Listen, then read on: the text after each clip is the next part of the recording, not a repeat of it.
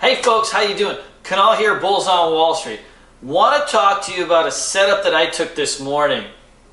I'm an opening range trader. The opening range means trading within the first 30 minutes of the market. I find that's where the most volatility and the most action is in the stock market, especially in today's market where the market moves the first hour, then it just kind of sits around all day. So we took a trade today on VRX. This is a classic rubber band long trade. It's a counter trend trade that we take when we see very specific instances of a stock getting sold off so much and so aggressively that a monster snapback can ensue. I made $4,500 in the first 15 minutes of the market open today using this technique. I'm going to show you an awesome video that I made on this trade in VRX, and then a sympathy trade I took at ENDP, which was a play on the VRX momentum. Guys, this is what I teach in the boot camp. We have a class starting tomorrow, March 22nd, 8 p.m. It's a 60-day live boot camp. I spend days going over these opening range setups where I make 90% of my trading income in the first 30 minutes of each market. It's awesome. It's a great way to be a trader, be able to capture volatility, but not be stuck at the computer all day. Guys, check this video out. You're going to love it. Feel free to leave me any comments in the comment box on YouTube or email me, Kunal@bullsonwallstreet.com. Take care. Hey folks, Kunal here, Bulls on Wall Street. I want to go over a trade that we did today in VRX. This is a classic rubber band trade. Guys, we do this type of setup, all the time, every single week. We went over it in the morning Bulls Vision strategy session. Just like you're seeing the screen right now, I get on at 9:15 in the morning. And we talk about, the setups that we're going to do. So this is like my watch list for today. And we go through all the stocks. Like, hey, this is the plan. This is what we're going to do, so on and so forth. And VRX is a trade that we're looking at for rubber band setup, meaning that this is a very, very oversold stock. It was at $70. It's been hit with news and dropped all the way down to a low of $26. So you talk about a huge, huge drop. And so I'm measuring oversold by a few different things. Well, number of down days, price down, which is just like your eye test. And then I use stochastics as a way to really measure on a technical level oversold, which is really anything under 20 is oversold. Anything under 10 is extremely oversold. And then it's just a matter of once it's on the radar, making sure that you align intraday properly and can grab a setup. And so this setup is also a good lesson on really the fact that some of these big range setups, like stocks with really, really big ranges, sometimes you need to take multiple entries to really nail it. And so like with VRX, the money was actually made on my second entry. I didn't nail it the first entry properly.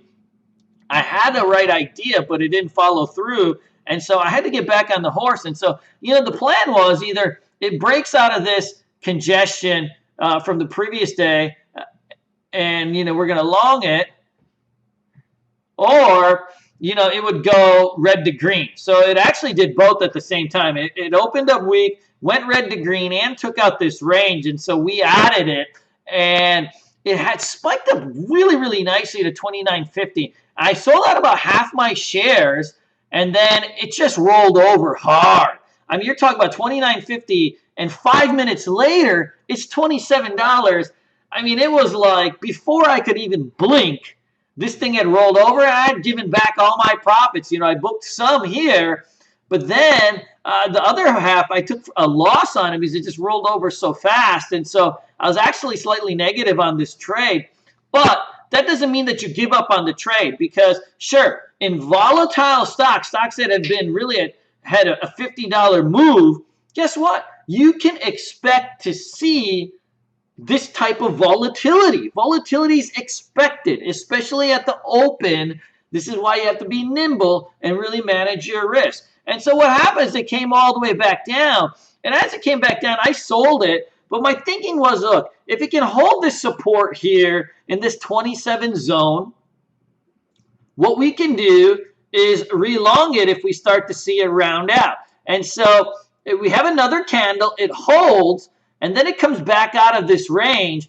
And so I long this thing right in the 27.39 range, right before it breaks out, with the stop right under this candle. You always want to use your last lows, guys. Remember, you want to use your last lows. You don't want to use this as your stop loss. And the reason for that is that if it doesn't hold here, it's probably going to come down to here anyways, but the setup is also broken. Remember that there's numerous different types of setups that you can take when you trade a stock intraday. And so the particular setup I'm using to enter this thing requires the stop loss to be here, not here. And that helps you manage the risk, because at a stop loss here, we're risking about 70 cents. I bought 600 shares, so that's a $420 risk. To me, that's an appropriate risk for the potential to make, say, $1,000 or $1,500. And so I like the trade at this point too, at this entry point, because we have really defined risk levels in terms of where we want to sell. The old high is a particular sell spot, and then we can see, right, that we have some resistance on the 5-minute chart from, you know, a little bit above that, right around 30. And so that's essentially what we did was, you know, as it spiked, I took off a few here, then I took off a few at high of day, and I sold right into this resistance, and the play is over. So the question now is, well, why didn't you hold it for the rest of the day if it's going to be such a big bounce? Because, guys, I want you to really think about this. There are 3 different stages of the day, meaning your trading day. You have your open, which is like your first 30 minutes to an hour. That's your opening range. In the opening range, you usually just get big spikes up or down, okay? It's not trending it. You're just going to get these huge emotional spikes. The middle of the day is where you start to consolidate, or retrace, meaning that you're either going to pull back or consolidate in some level and digest this opening move.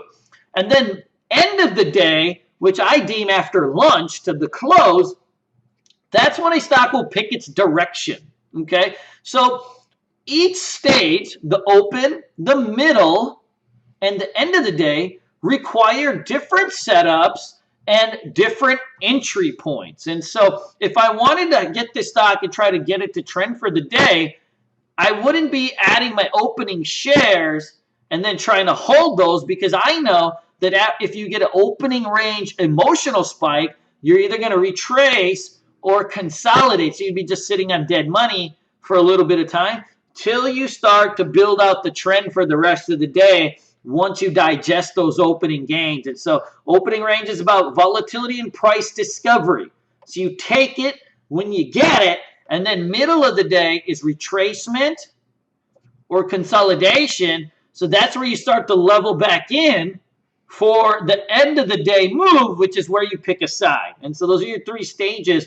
And I want you to really be mindful of that. Say you're a trader and you're trading flag breakouts or this breakouts. Well, certain setups only work certain times of the day. And so if you're having trouble getting into false moves, if you get into a lot of false moves, meaning you buy it and the pattern doesn't work, it's not that the pattern didn't work or that you're looking at the wrong stock, but it might be that you're not matching the time of the day with the pattern, which is very, very important. And so if you ever get that feeling like, oh my God, I'm in the right stocks, but I'm just always a little bit late or a little bit early, but I'm in the right stocks. It's just I get stopped out a little bit too early, or I get stopped out or sell a little bit too late. Oftentimes that's just a mismanagement, not necessarily of the stock or the pattern. You may know that stuff, but you're not aligning it with the time of the day and what kind of move a stock will experience within its 3 stages of